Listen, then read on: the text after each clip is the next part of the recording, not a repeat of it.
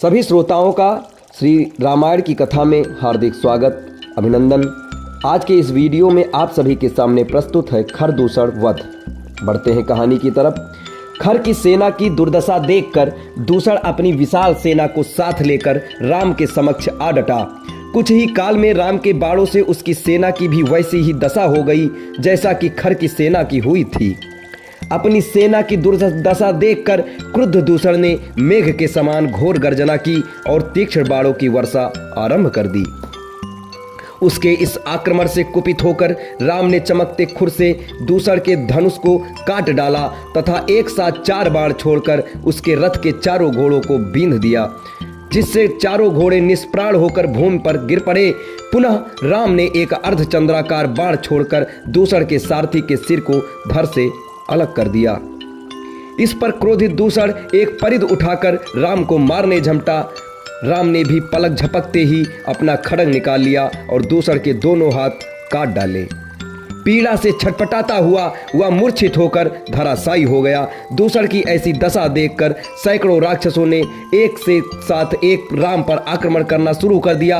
प्रत्युत्तर में रामचंद्र ने स्वर्ण तथा वज्र से निर्मित तीक्ष्ण बाणों को छोड़कर उन सभी राक्षसों का नाश कर दिया।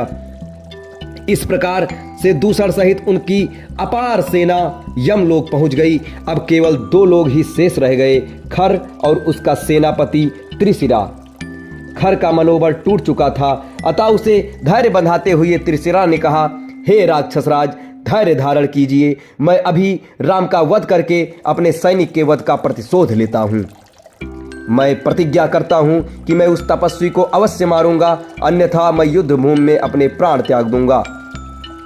खर को सांत्वना देकर वह राम की ओर द्रुत गति से झपटा। उसे अपनी ओर आते देख राम ने तत्परता पूर्वक बाण चलाना आरंभ कर दिया।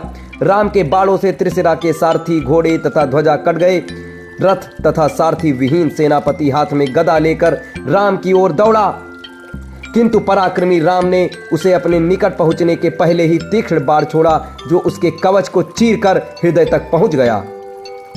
हृदय में बाण लगते ही त्रिशिरा हतप्राण होकर भूमि पर गिर गया। उस स्थान की सारी भूमि रक्त रंजित हो गई।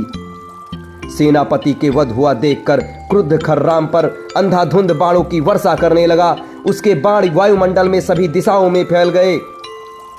इस पर राम ने अग्निबाणों की बौछार करना आरंभ कर दिया और भी क्रुद्ध होकर खर ने एक बाण से रामचंद्र के धनुष को काट दिया।